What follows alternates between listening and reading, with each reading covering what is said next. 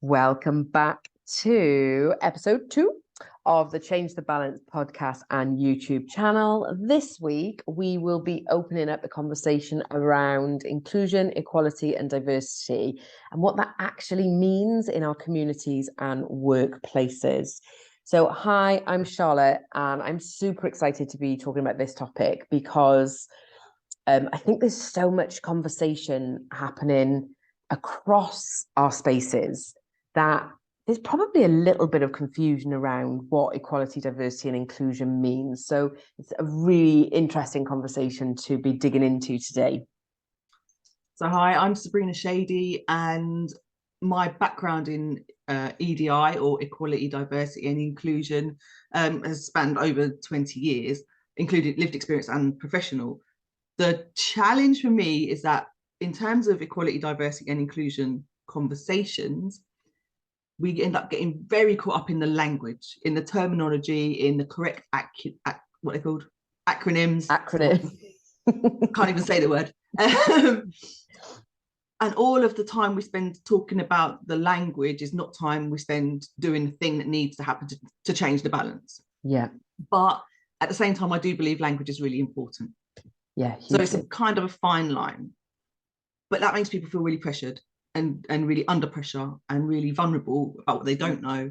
So then they don't want to talk about a thing, or, and in fear of offending people.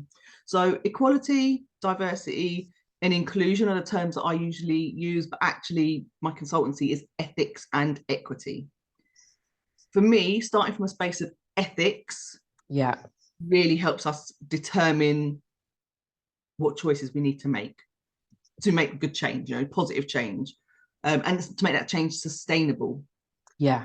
And then I use the word equity because it's about that individual, unique value proposition that every person has. So when we're talking about reasonable adjustments at work or flexible working hours for parents and all of that stuff, is that equity. How do we make this work for that individual and recognize that individual's value, and not try to sort of pigeonhole everyone and have everyone like in these homogenous groups, because that's not how humanity actually functions. So I chosen ethics and equity because I think they're the two words that really help us navigate that journey. If you can go back to, okay, what's the ethical decision making here? How do I base that on ethics? Usually it's really hard to go wrong. In that context. When you talk about equality, diversity, and inclusion and there's a whole range, right? It's not always just EDI. Sometimes it's D&I, sometimes it's DEI, sometimes it's all different manner of acronyms that people use that feel like it reflects what they're trying to achieve. And I don't think there's a right or wrong. I think for each of us, exactly in the way that diversity is supposed to be practiced, there will be a version that works for each individual. As long as we can all understand that's where we're coming from and the intentions we're trying to identify by using those acronyms. The bottom line is equality. In the UK, equality is around the Equality Act. We based it on a piece of legislation from 2010, which identifies protected characteristics, of which there are 9. And it identifies discriminatory behaviours which lead to organisations potentially being prosecuted for non-compliance. If you can be proven to have been discriminatory against somebody linked to one of the protected characteristics, so your policy around leave is particularly discriminatory to people from a particular religion or a particular gender or something along those lines, you could be prosecuted. That's the baseline. Which it's not best practice, but it's a starting point. I think it's a really good, interesting point from it's not best practice. And I think the baseline of law is always, and back in episode 1, I talked about this head, this heart, this soul. And, legislation is very head-based. So it takes a long time to get into play. So it's usually out of date before it even, quite reaches the mainstream. Let alone, get signed off before at least meeting the mainstream. So And we're 2010 and we're now 2022, 23, 22 when we're recording, 23 when we release the podcast. And I'm pretty sure within the few months that we recorded to release, nothing much will have changed. So when we look at that idea of diversity and inclusion, I feel that it starts to talk about the heart and the soul of what we're doing. But it's so easy for us, especially as leaders, to get stuck in just the practicalities. Yeah, absolutely. We get the policy in place. Yeah. We ensure there's some training delivered. Yeah. And then we move on to the next problem, firefighting subject that needs to be addressed. And that's not unusual. And that, again, it's not about guilt. So in terms of practice, it's about how do we build that into our everyday so it changes the ongoing, rather than, oh my God, we've got to revisit that because we said 6 months ago we're going to revisit the policy. We set the policy up, we did the training, but we've not done anything. There's been no reflective practice, there's been no review process. 6 months in, we don't know how it's impacted, we don't know what might need to be tweaked, because we didn't have a system to enable us to do that in a meaningful way. And I think, unfortunately, we see EDI delivered in that way a lot because it meets the compliance, that baseline. But actually, it doesn't meet the needs of our service users, our employees, our other stakeholders, or actually ourselves as leaders, because we're always chasing our tails. We never feel on top of it. And actually, when you look at the correlation between equality, diversity, inclusion, and mental health, well-being, stress factors, particularly around leadership in these spaces, there's a massive correlation around, good quality EDI and good quality well-being services and how they interact. So having a system helps you with your well-being, as well as meeting your targets around equality, diversity, and inclusion. Yeah, and I think it's this, like, one person's responsible for the EDI, that it kind of really goes against what Change the Balance stands for. And as a community and as a project that the CIC that Sabrina and myself run, then the whole idea was that we create change makers, we create people who create safe and inclusive spaces. And there's lots and lots of research done around around culture and what culture looks like, and can we measure it and can we not measure it. And when we look at what safe means, we can measure it. If we look at what inclusion means, it kind of means we belong. So what we need for safe and inclusive spaces is trust and belonging and connection. So even though we might not be able to measure in a very kind of quantitative way what culture looks like, from a qualitative way, we really can measure it and what that looks like. And to think that one person is going to come in and revolutionize the business and meet those targets on their own is really naive. And part and parcel of what I really hope is, from the conversations we have just during the podcast, is that we can start to help people understand as leaders that they need to shift that responsibility down. Your CEO can say, right, we need to have more diversity. Our HR can say, okay, well, we've changed our recruitment policy so that we now will take Welsh language speakers is a classic example. We've got the Welsh Language Act in Wales. HR people go, oh my goodness, we've got to put recruitment out in Welsh. Yet we have nothing in place in a lot of the organizations to support that Welsh language to be implemented and embedded. It's just seen as a pain in the butt. And there's not a huge amount of people in Wales that speak Welsh, despite the kind of push for that. But it's just a really good example of how at the top we can have the best directive in the world, and we can have people in HR that are there to help and support that. But unless we've got leaders on the ground floor and staff who embrace those values and those ethics, then it doesn't matter how good your policy is, it means not a lot. Because it always comes down to the people and the implementation. Yeah. And I think, particularly so my equality, diversity and inclusion consultancy is always very much about where the cultural demographics need to be tweaked. So we can look at like a gap analysis and go, these are the areas where actually there's failures. And these are the ways we can target that and make that change.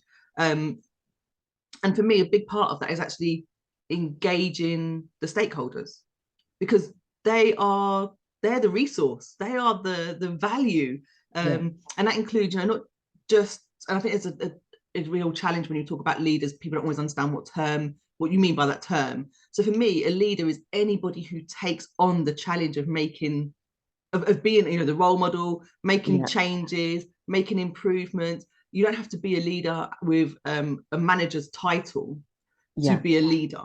You can be a cultural leader in your organization by being the person who champions equality, diversity, and inclusion in that space. You can be a leader by being the support mechanism for the people in your team. The anchor, who provides that kind of, the office mum or the office big sister or the office older brother, who kind of provides that level of support when people may be having a bad day, who notices and goes, oh, are you okay today? You look a little bit down, or whatever that is, and gives people that avenue to not feel on their own, to feel the belonging, to feel the compassion and the care. Those people are just as much leaders, and actually potentially have more impact on the EDI outcomes and on the well-being and on the productivity of their team. And it's that recognition. We have to shift our thinking in what management and leadership looks like. And in organizations, when we look at those that do deliver really good quality well-being support, that tend to be more resilient, that will put their employees first, they will be more flexible and responsive. But usually that means it's rewarded with less staff turnover, less presenteeism, less sickness. So when we look at what creating inclusive spaces that feel safe, when we look at the impact on that, it's huge from a workplace perspective.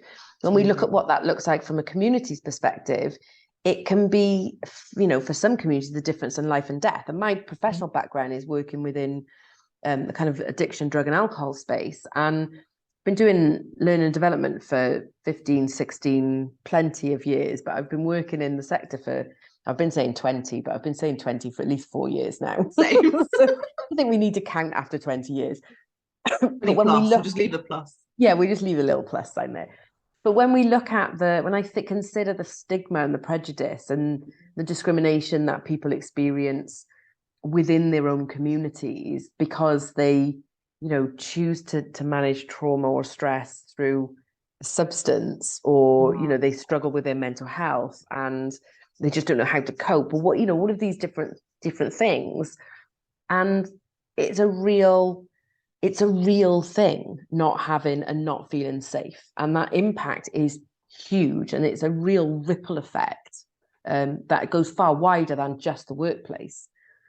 Absolutely. And I think, when you look at something as simple as the Maslow hierarchy, and you recognize that in terms of equality, diversity, and inclusion, if you start taking away those bottom blocks, or even from the bottom 2 layers, you take away the belonging, you take away security, you take away, you're left with a really unstable Jenga game, where there's literally no blocks at the bottom. And then you wonder why people's work, commitment is a bit wonky when, there's so much lacking at that stability phase, at that kind of foundational level. And I think that's so true for people who come from protected characteristics. When you talk about somebody who can't doesn't feel safe to let their workplace see them in their true sexuality, they don't be gay at work. Those kinds of trying to remember to keep that part of you hidden is exhausting. You haven't got all of your energy to put into your day job now because you've got so much of your energy caught up in suppressing who you are. So that well-being correlation with work, and recognizing that kind of the Maslow or the Jenga piece, where if the bottom blocks are missing, the top's really wobbly. And what we're trying to do is help leaders find ways to make sure the bottom blocks of all of our teams and all of our communities and all of our stakeholders, that everybody has that nice, safe, grounded and secure first couple of rows, so they can give all of themselves when they do come to work. They can feel safe, they can be authentic, and just see how much that changes your productivity and your outcomes and your engagement levels. And actually, when you ask people to do something that's slightly outside of the standard sort of contractual agreement, how willing they are to provide that a little bit of extra, because they know it comes back to them. They know that benefit is a two-way process. Game changer. Yeah, absolutely. I mean, I defy anybody. So there's a couple of examples I always use when I'm talking about, being human. I am probably not the most communicative person to be challenging when I haven't eaten, because I definitely get hangry. Anybody who's been a new parent to either a child or a puppy will know that when you're sleep deprived, you are definitely not in the best space to be having conversations with them. When we look at just things that we take for granted around feeling safe, when we look at all of those things that we have, where that need for our basic human needs to feel secure, but just picking our moments. And I think we're moving into what could be a recession, and some would argue that we're in it, some would argue that we're nowhere near it yet.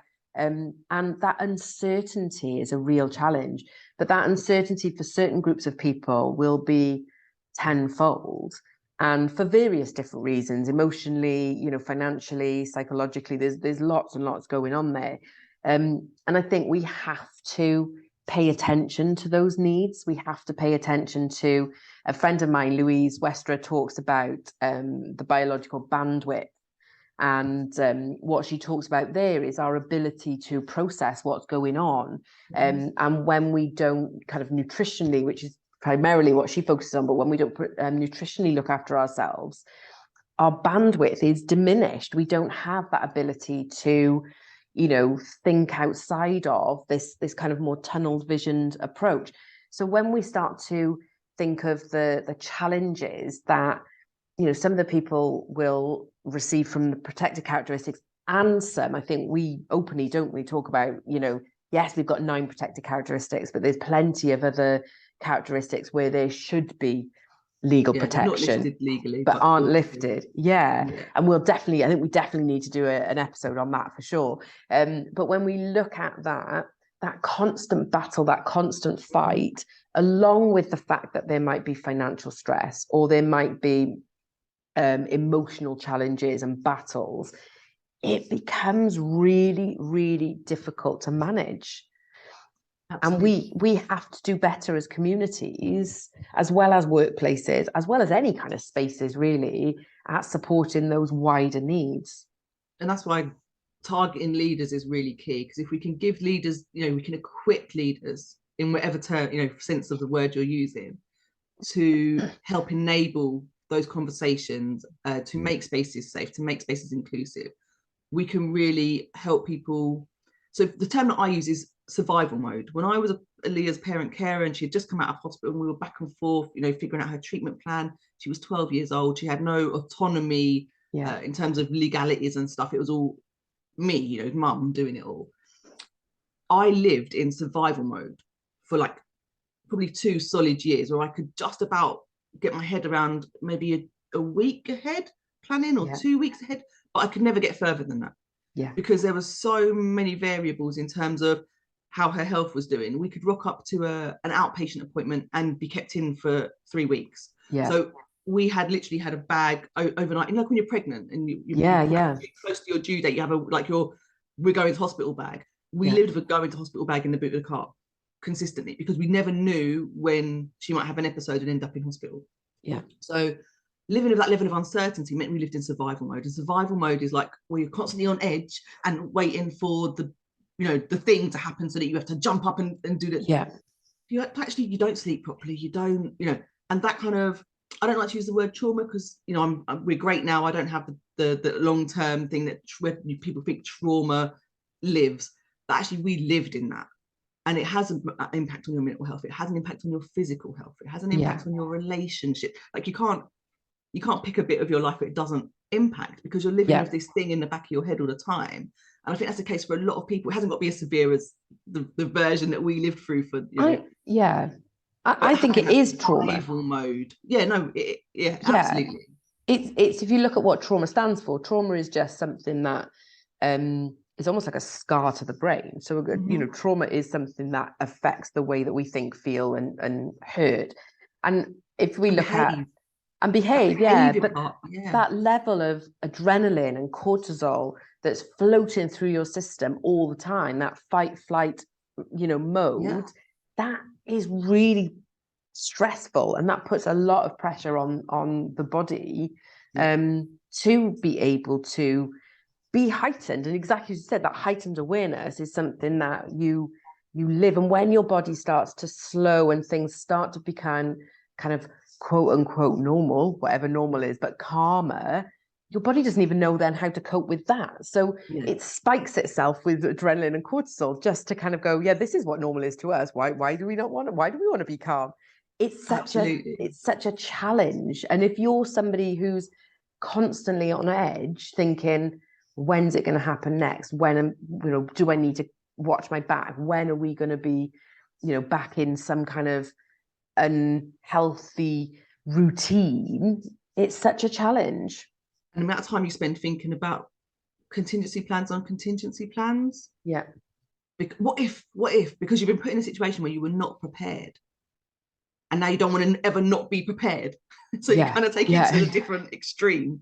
But I think a lot of us live in survival mode. I think COVID put a lot of us in that phase of thinking and behaving. Yeah. I think the mental health impact of that is going to be something that we are unraveling for many, many years to come. Yeah. I think when you compound that with the awareness that's happening around equality, diversity, inclusion, around Black Lives Matter, around George Floyd, around homophobia, around misogyny and gender, you know, the pay gap alone is just, you know, even if you just started there and didn't do anything else, that's a massive piece of work.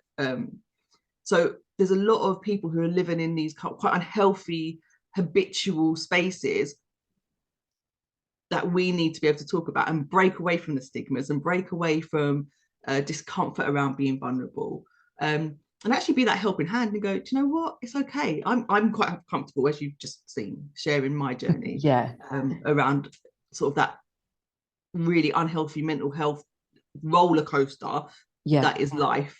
And we all react to things differently. You know, I'm quite a resilient person, I feel. However, I spent 2 years completely unable to focus on anything meaningful, because that kind of level of fear and anxiety, I probably was sleeping maybe 2 or 3 hours a night max. You can't function like that. It's really unhealthy, and it has longer term impact. So that is a massive part of why this conversation and creating these spaces is so necessary, because most of the people on the outside thought we were doing fine. And I think that's a really important part for me, that there's probably lots of listeners who, you know, much like me, will go, God, I haven't really gone through anything like that. I haven't really experienced anything like that. I don't have the fear of, you know, my son walking down the street and being, you know, in the wrong place at the wrong time. But I don't have the fear that he's Black and will he get arrested. I don't have the fear that my daughter will really be in a position where she will see, I generally don't see that she'll have extreme sexism brought towards her. And I think part of that is because I come from a long line of very strong females who've had to battle that. So, you know, by default, we're kind of in a very different mental space than I know lots of people are. But I don't really have to worry about lots of things that people with protected characteristics and around that will have. And I absolutely see the privilege that comes with that. And I think there'll be lots of listeners who'll be listening in saying exactly the same thing. Like, I hear you, but I don't know whether I fully get it. And I think there's lots of things we can relate to, but we have to empathize. We have to have compassion. We have to have sensitivity. We have to try and understand as best we can that story, because you can't keep fighting it on your own.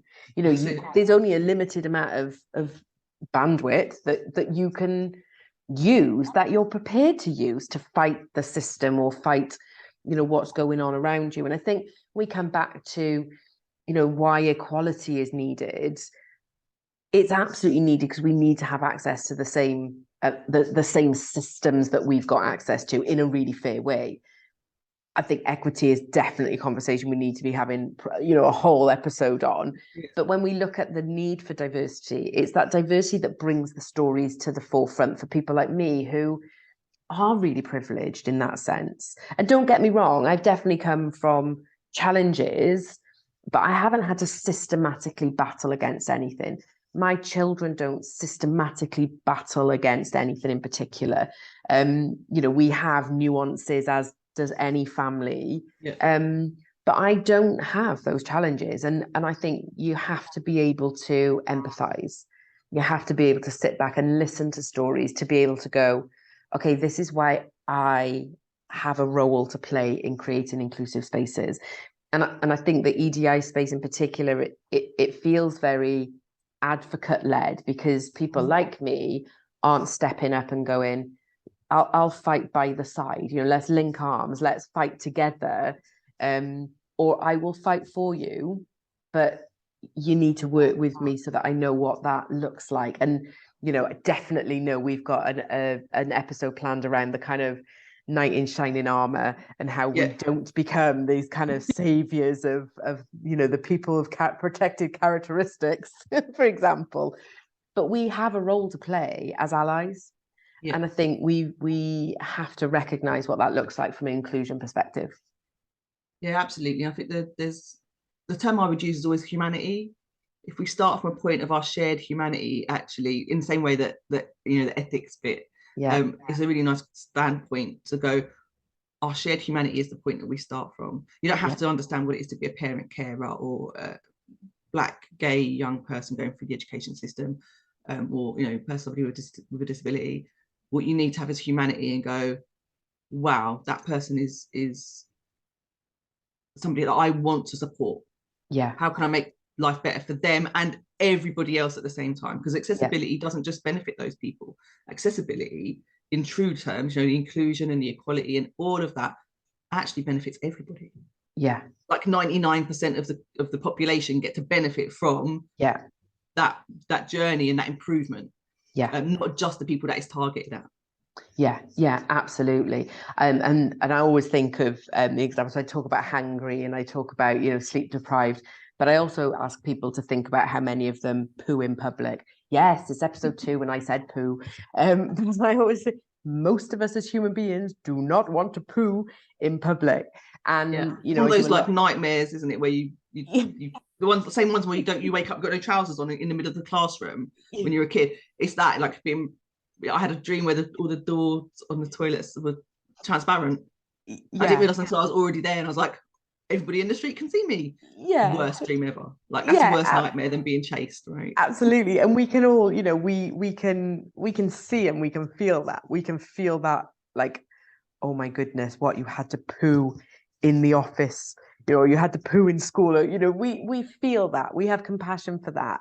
And I know it's a kind of really funny example, but it shows that we're really able to empathize with people. If I bit my lip, the likelihood is you go, oh, because you'll be able to empathize with that pain. So we know as human beings that we are able to comprehend at various different aspects of it, but we know that we're able to comprehend, what that looks like. We will fight tooth and nail often if we don't feel we've got equity or, equality for certain things that we feel that we should have.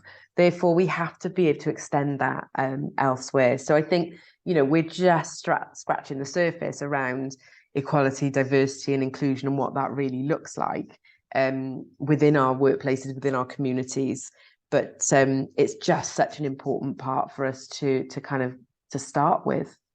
Yeah, and it is always hard to know where to start because it's often somebody else's journey and somebody else's experience. Yeah. And sometimes sharing your perspective can feel like you're laying something on them that isn't related or making it about yourself, which is why I always say sort of start with the humanity part. Where's the humanity? Where's that conversation starter? Yeah. And again, it's the similarities enhanced by the differences. Yeah, and we've got some just incredible guests who over the next few episodes will be sharing their experiences and what that's meant in terms of, you know, how they've experienced prejudice and discrimination, but also what they've done to just really push that movement forward. And, you know, between us, we've got some incredibly amazing and inspiring people who've just, I feel, pushed boundaries. So when we talk about that, you know, equity and what that looks like, there's so much more to explore, and genuinely lived experience is one of the best ways for us to really build that compassion and empathy to be able to take that next step forward too. Absolutely. Amazing. Wow, what a great episode 2. Just absolutely amazing. Thank you so much for joining us. Again, if you've got any questions or you've got any comments, please feel free to contact us. All our contact details will be in the show notes, and we will look forward to welcoming you to episode 3 very, very shortly. Thanks, everyone. Bye.